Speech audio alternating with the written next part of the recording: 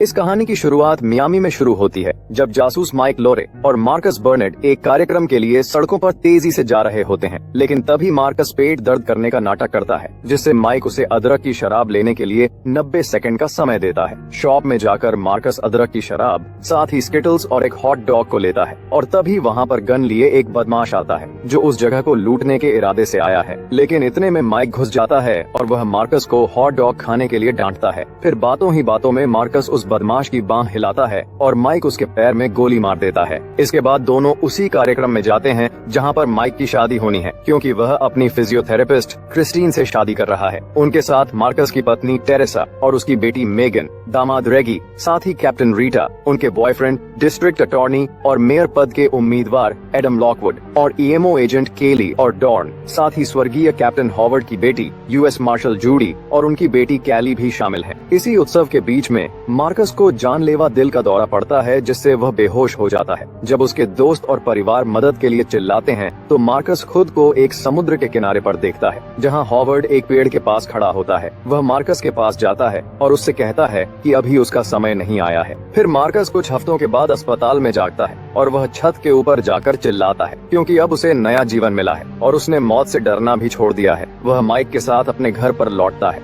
जहाँ पर क्रिस्टीन और टेरेसा अपने परिवार के बाकी सदस्यों के साथ मार्कस का स्वागत करते हैं। लेकिन मार्कस यह देखकर परेशान हो जाता है कि टेरेसा ने उसे स्वस्थ रखने के लिए उसके सभी स्नैक्स को हटा दिए हैं और उनकी जगह पर शरीर को स्वस्थ रखने वाली चीजों को रख दिया है। मियामी में किसी जगह पर जेम्स मैकग्राथ नाम का एक पूर्व डीईए अधिकारी एक कार्टेल बैंकर से मिलता है और उसे कैप्टन हॉवर्ड के नाम पर एक खाते में रुपयों को ट्रांसफर करने के लिए कहता है। रुपये ट्रांसफर होने के बाद मैकग्राथ अपने एक गुंडे को बैंकर के बॉडीगार्ड को गोली मारने के लिए कहता है और फिर वह बैंकर की प्रेमिका को गन पकड़वाता है, ताकि वह अपने हाथों से बैंकर को और फिर खुद को गोली मार ले। अगली सुबह माइक को पता चलता है कि कैप्टन हॉवर्ड को रिश्वत के आरोप में फंसाया जा रहा है, क्योंकि कार्टेल के साथ उसकी मिलीभगत होने के बारे में बताया जा रहा है। फिर माइक और मार्कस सीनियर अधिकारियों से भिड़ने के लिए पुलिस स्टेशन जाते हैं, जो मानते हैं कि हॉवर्ड धोखेबाज था। तभी यहाँ पर जूडी आती है और वह खुद को इस मामले में शामिल करने की कोशिश करती है। साथ ही वह माइक को यह बताती है कि अगर वह कभी उसके बेटे आर्मंडो से मिलती है तो वह अपने पिता की हत्या के प्रतिशोध में उसे मार डालेगी। आर्मंडो माइक की पहली पत्नी का बेटा था। बाद में माइक और मार्कस जेल में आर्मंडो से मिलने जाते हैं और वे उससे पूछते हैं कि क्या हॉवर्ड कार्टेल के साथ मिले हुए थे, तो आर्मंडो बताता है कि वे बिल्कुल निर्दोष थे, लेकिन तुम्हारी टीम के लोगों ने ही मिलकर हॉवर्ड को मारने का प्लान बनाया था।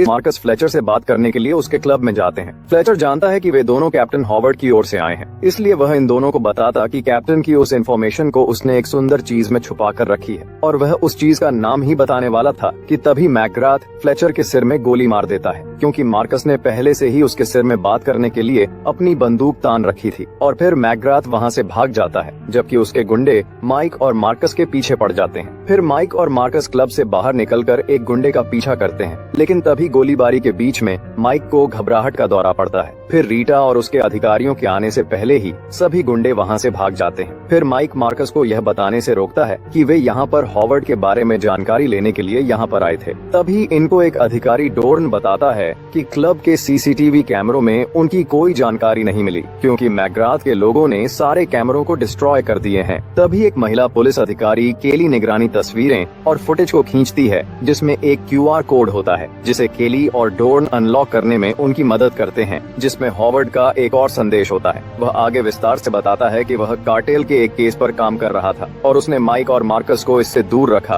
क्योंकि उन्होंने इस केस में 2 अन्य जासूस जो पहली फिल्म में थे, रुइज और सांचेज को इसमें लगाया था, लेकिन वे कार एक्सीडेंट में मारे गए। हॉवर्ड ने इन दोनों को चेतावनी दी कि कार्टेल के साथ पुलिस और FBI में काम करने वाले लोग हैं। जेल में मैकग्राथ के द्वारा भेजे गए गुंडों ने आर्मंडो पर हमला किया, लेकिन आर्मंडो उन सबको मार देता है। फिर माइक आर्मंडो को हेलीकॉप्टर से मियामी ले जाने के लिए रीटा और सीनियर अधिकारी को तर्क देता है, जिससे वे माइक की बात मान जाते हैं। लेकिन दुर्भाग्य से मैकग्राथ और उसके गुंडों ने पहले ही हेलीकॉप्टर को हाईजैक कर लिया था, इसलिए मैकग्राथ पायलट को माइक और मार्कस को हमला करने के आरोप में फंसाने बुलाने के लिए एक खतरे का मैसेज भेजने के लिए मजबूर करता है और बाद में वह पायलट का गला काट देता है। और फिर मैकग्राथ माइक और मार्कस से लड़ने के बाद अपने कुछ साथियों के साथ हेलीकॉप्टर से भाग जाता है और हेलीकॉप्टर को नीचे गिरने के लिए छोड़ देता है। तभी वे दोनों कुछ बचे हुए लोगों से लड़ते हैं। फिर माइक और मार्कस आर्मांडो को खुली हैचबैक से बाहर निकालकर उसे बचा लेते हैं और फिर आर्मांडो माइक और मार्कस के साथ मिलकर हेलीकॉप्टर की एक झील में क्रैश लैंडिंग करता है। जिसके बाद आर्मांडो वहाँ से भागने लगता है तो माइक उसे रोकता है। फिर मार्कस उन दोनों को शांत करता है और बाद में आर्मांडो उन दोनों को अपने साथ ले जाने के लिए मान जाता है।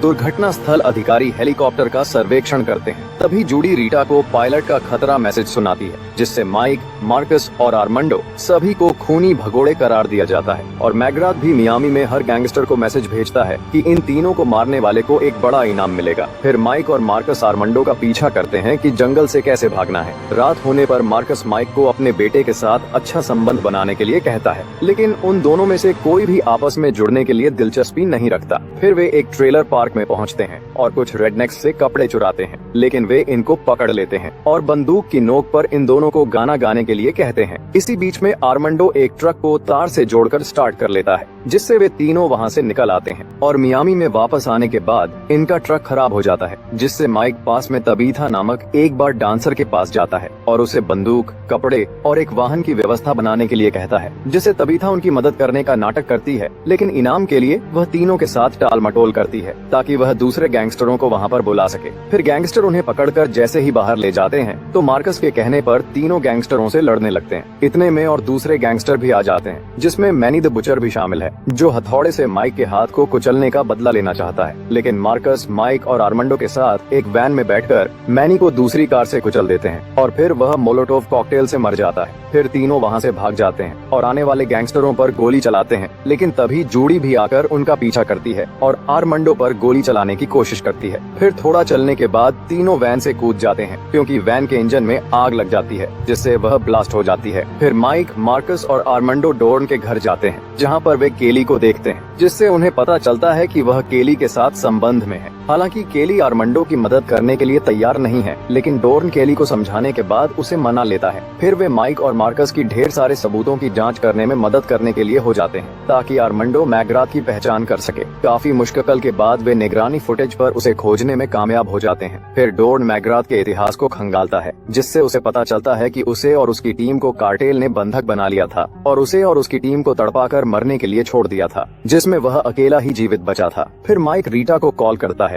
और उसे मैकग्राथ के बारे में बताता है। कुछ समय बाद माइक और मार्कस अपने दोनों घरों में डोर्न के सुरक्षा कैमरों के माध्यम से देखते हैं कि मैकग्राथ ने क्रिस्टीन और मार्कस के परिवार को लाने के लिए अपने गुंडों को भेजा है। जब माइक क्रिस्टीन से संपर्क करने की कोशिश करता है तो मार्कस भी रेगी से संपर्क करता है और उसे वहां पर आने वाले खतरे के बारे में चेतावनी देता है, जिससे रेगी टेरेसा, मेगन और लिटिल मार्कस को वहीं पर छिपा देता है। जबकि वह अपनी गन को पकड़ता है और अपनी क्षमता का अच्छा प्रदर्शन करता है, वह अकेला ही 15 गुंडों को मार देता है और मार्कस के परिवार को सुरक्षित रखता है। मार्कस उसकी क्षमता को देखकर खुश हो जाता है। इसी बीच क्रिस्टीन से मिलने के लिए कैली आती है, जो माइक और मार्कस की बेगुनाही साबित करने में उसकी मदद करना चाहती थी। तभी माइक फोन पर क्रिस्टीन को बताता है कि वहाँ पर गुंडे आने वाले हैं, लेकिन मैकग्राथ और उसके गुंडे पहले ही अंदर घुस चुके थे। फिर मैकग्राथ माइक से बात करता है और उसे बताता है कि अगर वह आर्मांडो और हॉवर्ड के सभी सबूत उसे दे देता है तो वह क्रिस्टीन और कैली को बिना किसी नुकसान के वापस कर देगा, जिससे आर्मांडो बिना किसी हिचकिचाहट के मैकग्राथ के पास जाने के लिए तैयार हो जाता है। लेकिन माइक के पास दूसरा विचार होता है, क्योंकि वह जानता है कि मैकग्राथ को उनके ठिकानों के बारे में जानकारी किसने दी है, जिससे माइक रीटा को फिर से कॉल करता है ताकि उसे इस बारे में बता सके। और इस समय वह लॉकवुड के साथ ही होती है। फिर वह लॉकवुड को बताती है कि वह पुलिस स्टेशन जा रही है, क्योंकि उसे कुछ सबूत मिले हैं,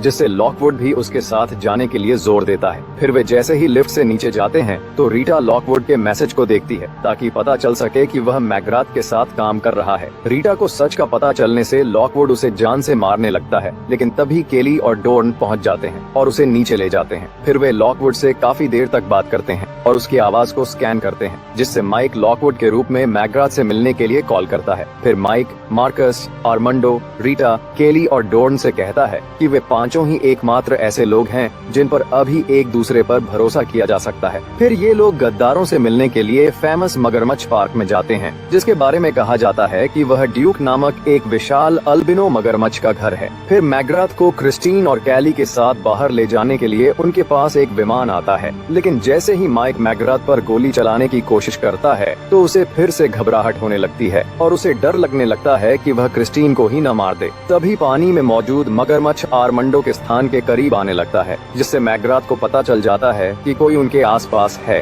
तभी उसे एक गुंडा देख लेता, जिससे आर्मांडो उस पर गोली चला देता है और वह पानी में गिर जाता है। तभी मगरमच्छ आकर उसे खा जाता है। फिर माइक मैकग्राथ और क्रिस्टीन के पीछे जाता है, जबकि लॉकवुड यहाँ से भागने लगता है और इधर सभी लोग मैकग्राथ के गुंडों के साथ लड़ने लगते हैं। फिर लॉकवुड विमान में बैठकर यहाँ से जाने लगता है, लेकिन रीटा विमान के ऊपर बंदूक चला देती है, जिससे यहाँ की पूरी इमारत दुर्घटनाग्रस्त हो जाती है। तभी लॉकवुड डोर्न के हाथ में गोली मार देता है और फिर वह रीटा को गोली मारने की कोशिश करता है, लेकिन तभी रीटा उसे नीचे पानी में धकेल देती है, जो ड्यूक मगरमच्छ के रहने की जगह है, और फिर लॉकवुड ड्यूक का भोजन बन जाता है। इसी बीच आर्मांडो कैली को मैकग्राथ के कई गुंडों से बचाता है और उनको मार देता है, और फिर वह उसे एक सुरक्षित स्थान पर ले जाता है। फिर मार्कस उसी समुद्र तट पर पहुंचता है जिसे उसने अपने सपने में देखा था, लेकिन वहीं पर मैकग्राथ उसे पकड़ लेता है। फिर माइक उनके पास पहुंचता है और मैकग्राथ उसे मरने के लिए मार्कस या क्रिस्टीन में से किसी एक को चुनने के लिए कहता है, लेकिन तभी माइक मैकग्राथ पर एक अच्छा शॉट पाने के लिए मार्कस की जैकेट में गोली मारता है, जिससे मार्कस नीचे झुक जाता है और इतने में माइक मैकग्राथ को गोलियों से भूंज देता है और अंत में उसके सिर में गोली मार देता है। इधर जूडी आर्मांडो के पास पहुंच जाती है और उसे गोली मारने वाली होती है, लेकिन कैली बीच में आकर खड़ी हो जाती है और वह जूडी से कहती है कि उसने ही मेरी जान बचाई है, जिससे जूडी नरम पड़ जाती है और आर्मांडो को यहाँ से जाने के लिए कहती है, जिससे माइक आर्मांडो को बाहर निकलने में उसकी मदद करता है। फिर जैसे ही पुलिस के लोग घटनास्थल पर पहुंचते हैं और मैकग्राथ के बचे हुए गुंडों को गिरफ्तार करते हैं, तब न्यूज में बताया जाता है कि कैप्टन हॉवर्ड को आधिकारिक तौर पर निर्दोष साबित कर दिया गया है। अब माइक, मार्कस और उनके परिवार के लोग पिकनिक के लिए पार्क में इकट्ठा होते हैं। फिर माइक और मार्कस आपस में बहस करने लगते हैं कि ग्रिल पर कौन क्या पकाएगा। तभी रेगी अपना चिकन लाता है और पूछता है कि क्या वह ग्रिल को यूज कर सकता है, जिससे बैड बॉयज एक पल के लिए उस पर हंसते हैं। फिर उनको याद आता है कि रेगी ने अकेले ही मैकग्राथ के लोगों को मार डाला था और मार्कस के परिवार को बचाया था, इसलिए वे पीछे हटने के लिए मान जाते हैं और रेगी को ग्रिल यूज करने देते हैं, जिससे रेगी थोड़ा सा